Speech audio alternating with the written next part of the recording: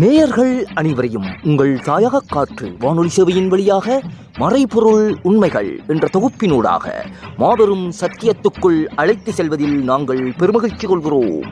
இன்று நாம் பார்க்க போவது இந்து மதமும் இந்தியாவும். இன்று தமிழ்நாட்டிலாகட்டும், இந்தியா ஆகட்டும், உலகம் முழுவதாகட்டும் ஒரே விவாதம். இந்து மதம் என்பது கிடையாது. சைவம் இருந்தது, வைணவம் இருந்தது, கணாதிபத்தியம் அதாவது விநாயகரை வழிபடக்கூடியது வடக்க இருந்து வந்தது. அதே போல் முருகனை வழிபடக்கூடியது இங்கே தென்னாட்டில் மட்டும்தான் உள்ளது. முருகன் தமிழ் கடவுள், பிள்ளையார் வடக்க இருந்து வந்தவர், சைவந்தானன் தனி மொழி தனி மதம் அப்படின்னு பல கருத்துக்கள். இதனுடைய உண்மை நிலை என்ன முதல்ல அதை நாம் அலைசி ஆராயணும். இந்த மறைபொருள் உண்மை நோக்காதுதான். இந்தியா என்ற தேசம் நீங்க முதல்ல புரிஞ்சு கொள்ளணும், ஒரு கோயிலின் அமைப்பில் தான் அமைக்கப்பட்டிருக்கு. நல்லா பார்த்தா உங்களுக்கு அந்த உண்மை புரியும். ஒரு கோயிலின் அமைப்பு எப்படி, இந்துக்களுடைய கோயிலின் அமைப்பு எப்படி, வாசல்ல பிள்ளையார் இருப்பாரு, இந்த பக்கத்துல முருகன் இருப்பாரு, வெளியே வர்ற வழியில முடிவில் யார் இருப்பாரு, முருகன் இருப்பாரு, இந்த பக்கத்துல பிள்ளையார் இருப்பாரு. அதே போலத்தான் இந்தியாவின் முடிவான தமிழ்நாட்டில் முருகன் வழிபாடு என்று சொல்கிறோம். வடக்கு அந்த பக்கம் பிள்ளையார் வழிபாடு என்று சொல்வதற்கு அதுக்கு தான் காரணம்.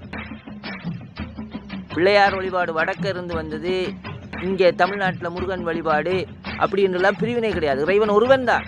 அவனின் வெளிப்பாடு எப்படி இந்து மத கோயில் வடிவில் நிற்கிதோ அதே போலத்தான் இந்தியாவும் நிற்குது. இது உங்களுக்கு புரியாதபடியா நீங்கள் உங்களுக்குள்ளேயே சண்டையை போட்டுக்கிட்டு உங்களை தூண்டி விட்டுக்கிட்டு பல பிரச்சனைகளை இந்த இந்தியாவில் நிகழ்த்தணும்னு பார்க்குறாங்க இந்து மதத்துக்கு எதிரான சக்திகள். ஆனால் இறைவன் அதை நாடவில்லை.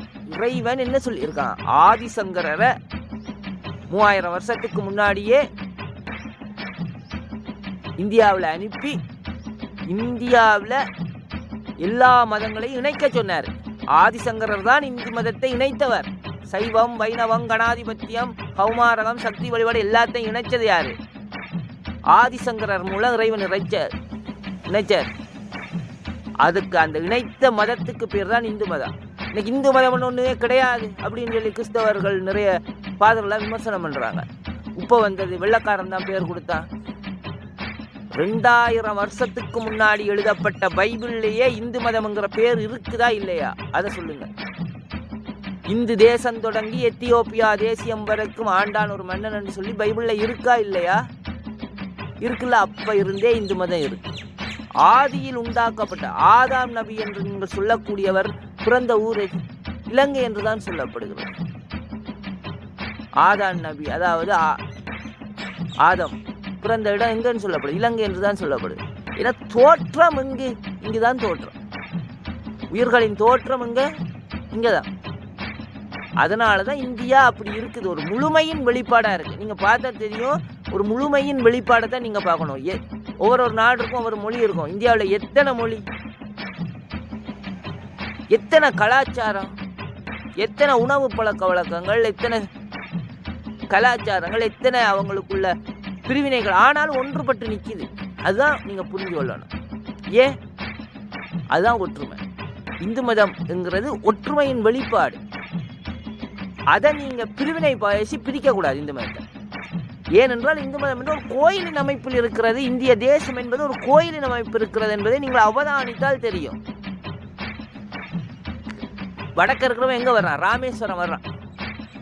ராமேஸ்வரம் கோயில் போனீங்கன்னா இங்கே தமிழ்நாட்டில் இருக்கிறவங்கள காட்டிலும் வடக்க இருந்து வந்தவங்க தான் நிறைய இருப்பாங்க. ஆனால் நீங்கள் காசிக்கு போனீங்கன்னு வைங்களேன், அங்கே வடக்க இருக்கிறவங்க விட தமிழ்நாட்டுக்காரன் தான் நிறைய இருப்பாங்க. காசி கோயில் நிர்வாகம் இன்று வரைக்கும் செட்டியார்கள் கையில் தான் இருக்கு. காசி கோயிலுடைய நிர்வாகம் முழுமையும் செட்டியார் கையில தான் இருக்கு. இன்ன வரைக்கும் அங்கே அன்னதானத்துல இருந்து எல்லாம் செஞ்சிட்டு இருக்காங்க.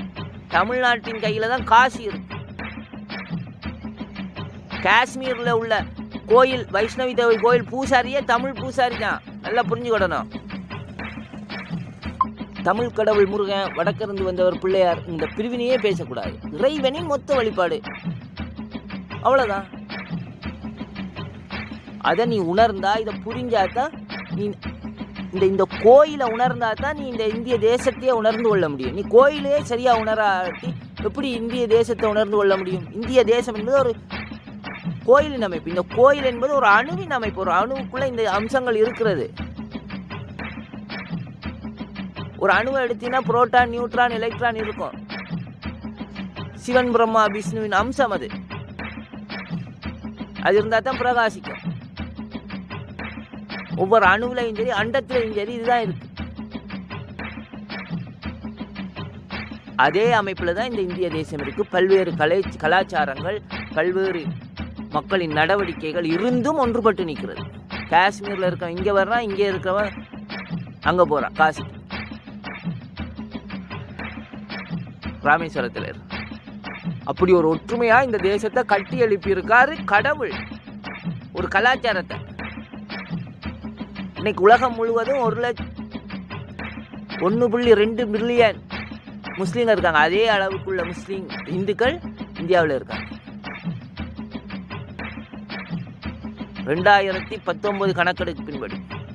அதனால யாரும் இந்து மதத்தை உடைச்சிடவோ பிரிச்சிடவோ இல்லை நினைக்க முடியாது. ஏன்னா அது இறைவனிடத்திலிருந்து வந்த ஆதி மூல உண்மை. இதை இந்த மறைபொருள் உண்மை மூலம் உங்களுக்கு தெரியப்படுத்தல் நாங்கள் பெருமகிழ்ச்சி கொள்கிறோம். இதை அறிந்து இந்து சகோதரர்களும் இந்த இறைவனின் வெளிப்பாடு தான் இந்த இந்திய தேசம். அதனால் நம்ம ஒன்றுபட்டு இருக்கணும்னு நினைச்சு ஒற்றுமையாக வாழ அந்த இறைவன் ஆசீர்வதிக்கும்.